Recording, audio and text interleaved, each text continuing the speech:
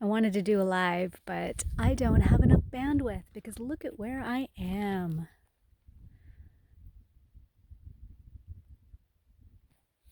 It's just so beautiful today, and I'm really blessed because Thursdays I take my hikes. I've been really making an effort to make sure that I give myself a day. It is a privilege, and it is an honor, and it is a necessity that I do this because I have spent my life doing it the other way, working myself to just insanity and anxiety and stress, and it hasn't worked, and I haven't been happy. And now I am doing things that go against what I'm told that I should be doing in order to be successful, and like taking a day in the middle of the week to not necessarily do my work, but to do my work in other ways. And that is to take care of myself and to integrate and to feel and to be and to get out of old ways of thinking. I've realized that this has just had such an impact on me. I've been doing this regularly now for, taking Thursdays off and coming for a hike. I don't know, it's been 3 or 4 months, and what a difference in my life it's made.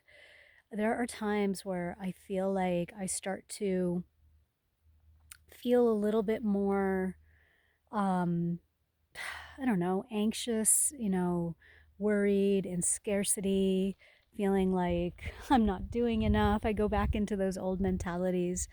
And every time I come out here, I go back into that's right, I'm taken care of in life. This is good. Life is good. I'm okay. Life is wonderful. Um, I really wanted to talk about this idea of slave codes that we we are running by, and I know I'm switching topics to something that sounds pretty dramatic, um, but it's an important topic because we as humans have replicated in humanity in horrible ways on other people what we do to ourselves and what we have done and what we have learned. Um, this is a topic that can go really deep and really out there, both deep into the body and out there into the universe, and dealing with like, how humans have been formed and pyramids and whatnot. But we're actually going to take this conversation today and go deep into the body, because I want to talk about what it means to be a slave to your body.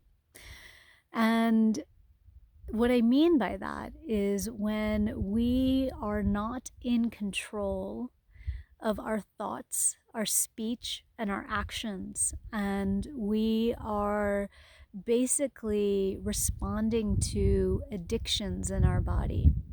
Now, when we think about addictions, we think about it in terms of like, I don't know, drugs, obviously, alcohol, cigarettes, you know, bad food, and these things are all they can all be these are all really important addictions, but like there's the concept of addictions, of being addicted to the chemical reactions that are in your body. That's what these things are doing, is they're creating chemical reactions in your body, and you become addicted to those chemical reactions. Now, you've heard of neurotransmitters like dopamine and serotonin and the happy molecules, and these things are produced in our body when we do things that quote unquote feel good, and they feel good in the body for a temporary amount of time, and then we crave more and more of that, and we crave that stimulus to create that reaction. But we also create it through our thoughts. We also create it through thinking that we are going to have an experience, or maybe that experience is replicating an experience that we've had in the past, and it makes us happy or it makes us sad. And, these are creating these chemical reactions in our body that we actually start craving. We crave these chemical reactions. We're wanting something to happen to make us feel that way, and we draw that to us. And so this is when we become slaves to our body, because we're craving those things, and the forces that be that are out there. Again, this is another deep conversation we could go into. Who are the forces that be? And we can look at it in a lot of different ways. I'm just going to make it very simple and very, specific, and let's say corporate. People who want to make a lot of money, and feed into the psychology of humans in order, and the biology, in order to understand how to make them want, so they can create products that people want and continue to buy. um, Food is obviously, the easiest example to talk about this with. These there are companies out there that are creating, things like sodas and junk food and sugar-laden everything in order to make us crave this, and then we eat it, and our body craves more, and then we go into a, cycle of addiction with it.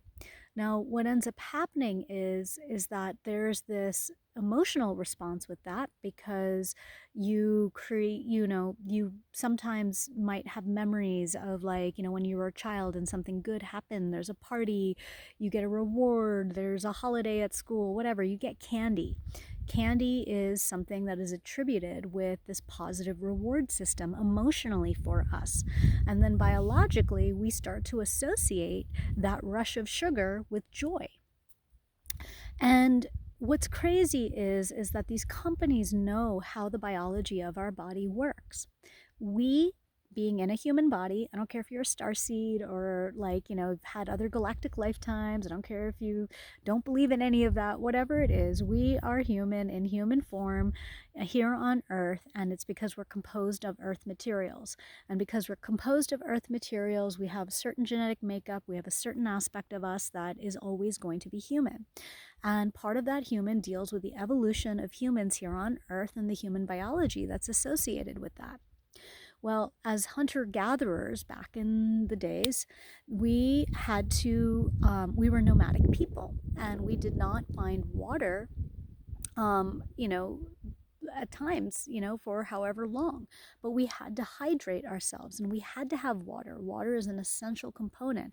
We can live without, food for a very long time. We can live without, lots of things for a very long time, but we cannot live without water for a very long time.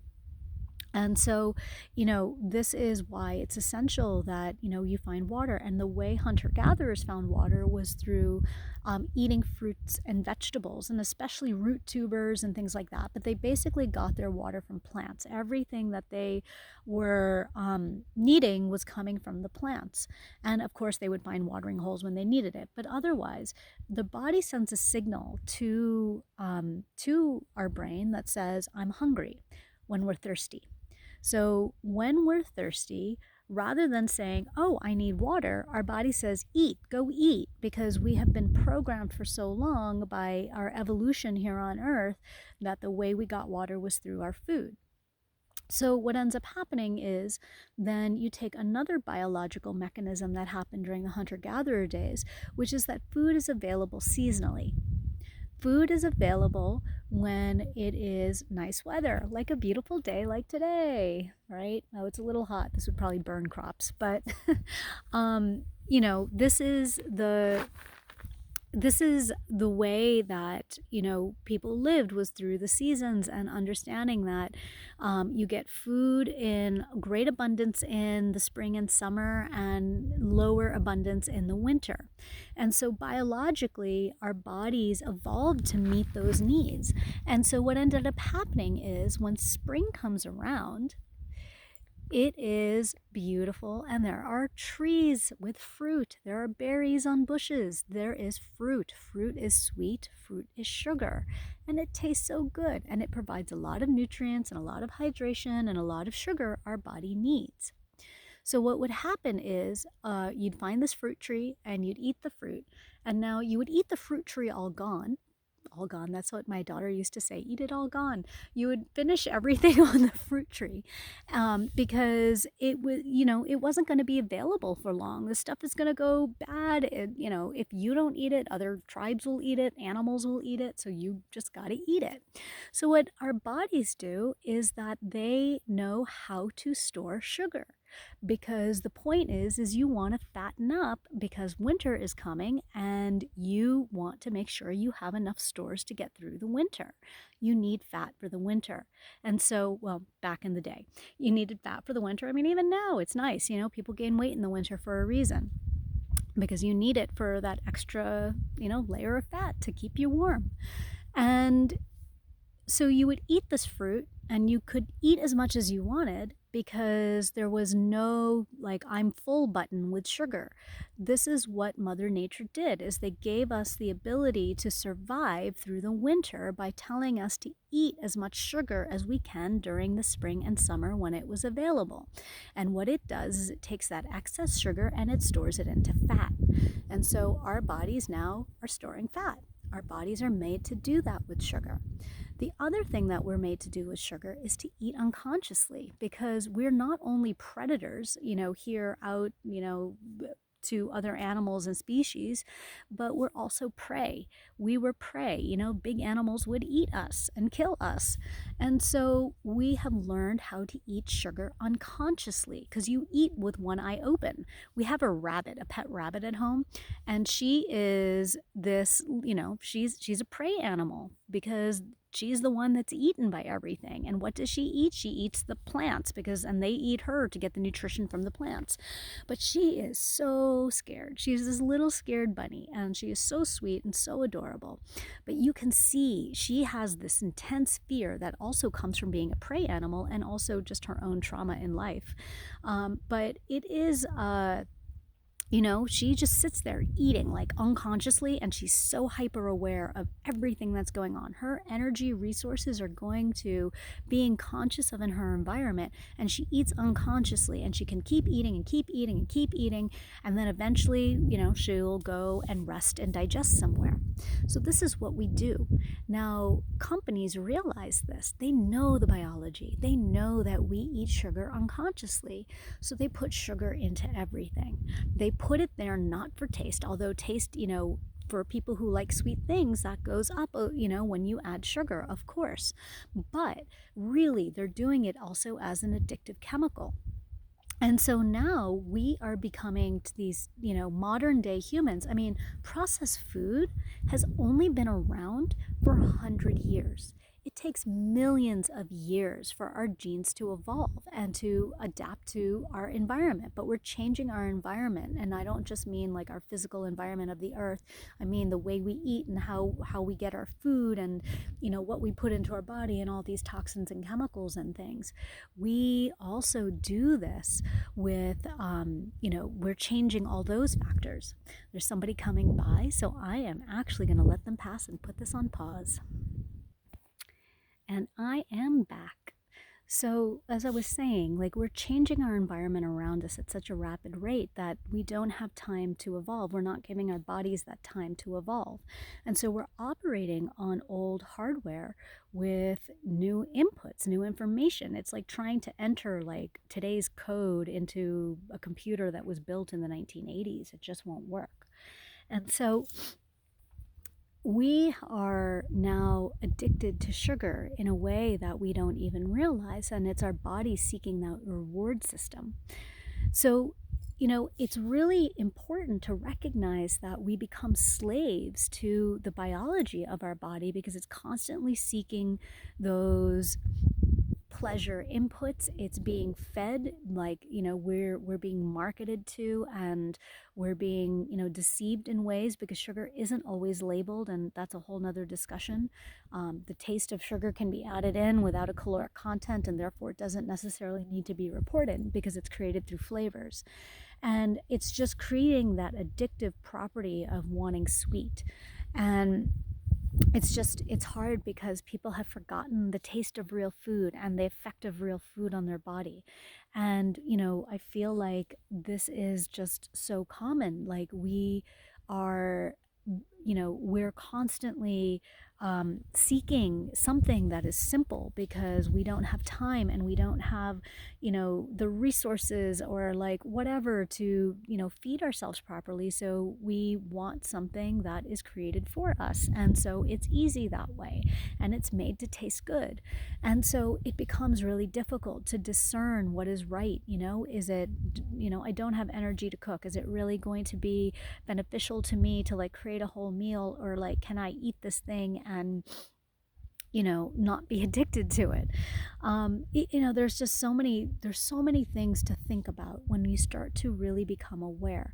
But awareness is the key, because the more that you are aware, the more you pay attention to these things and you just don't disregard them, the more likely you are able to overcome those slave codes that are embedded to you through this idea of, what we're eating, what we're putting in our body, and how they're creating those foods to, how our bodies react. Because our consciousness our consciousness is not part of our body. I'm laughing because I realize I'm literally just speaking fast right now because this is so exciting to me. It's so exciting to know that we don't have to feed into the systems that exist, and that in small ways we can take control and sovereignty and empower ourselves. And awareness is the key. Awareness is the key to this all. Our consciousness is not part of our body. It's inhabited within our body. Our bodies are this like, avatar that we have walking around here on earth, and our consciousness is greater than that. It's so much greater, and it can be an observer of the body, and you can observe how these things make you feel in your body. And when you start to observe them, you start to feel the body in a different way, because it's not just this thing that you're disconnected from. You're in it. You're paying attention to it. You're loving it. And when you do that, you begin to feel how these different things feel in your body. And using that consciousness, you can change the way you are responding. You can change the way that your body reacts to things. I no longer, I was a sugarholic. I can't tell you like how much I love desserts and how much I love sweets, and the happy memories, the sad memories, everything was associated with sugar. And I crave sugar. Even when I don't crave sugar, I crave sugar. Like if somebody puts something out, I might take a bite. And it's because, I had that. I have a problem of high blood sugar running in our family, and so I don't want to fall victim to that. And I was starting to see danger signs. And so I really had to take a hard look, and it's not an easy addiction to curb. I mean, this is one of the most it's more addictive than most drugs. I mean, it is a drug in and of itself. And so I really had to pay attention to that. And I'm proud to say that, today I don't crave sugar the way I used to. Now, I'm not saying I don't crave sweet. I've actually transferred this to chocolate, and I eat really good chocolate. It's healthy. It doesn't have much sugar, but it's still sugar. It's still the sweet. It's still a behavior pattern that I've transferred. And so I need to evaluate that. But the amount of sugar I used to eat before versus what I eat now is remarkable. And when somebody hands me something, like somebody handed me a dessert the other day, and they're like, oh, this is like a, vegan dessert and it's all good. But I'm like, I know they put a lot more sugar than what I would do, and I don't want to start kickstarting those habits. And I can use consciousness to say no in a way that I don't crave it, because I'm like, oh yeah, that's what it does to my body. I don't like that feeling. And because I don't like that feeling, I'm not going to make that choice. I mean, that's power. That's power right there. The power of choice. To be able to say, no, I don't want it, not because you are restricting and pushing something away, but because you are saying, I don't want that because I don't like the way it makes me feel. All right, I have been talking for a while and I have said a lot. I just want you to know that you do have the power of choice, and you have the capability and awareness to break free of these slave codes that are imprinted on us. And you have the power to make that choice for yourself in every moment.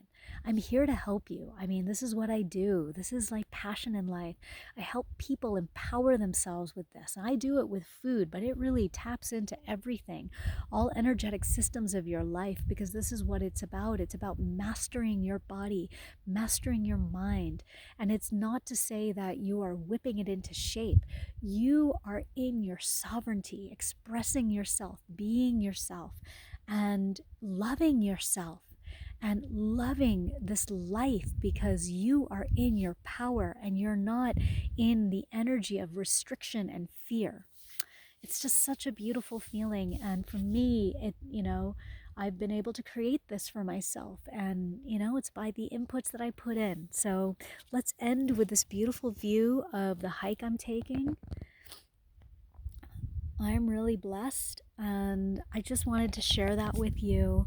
And I hope you have a beautiful day.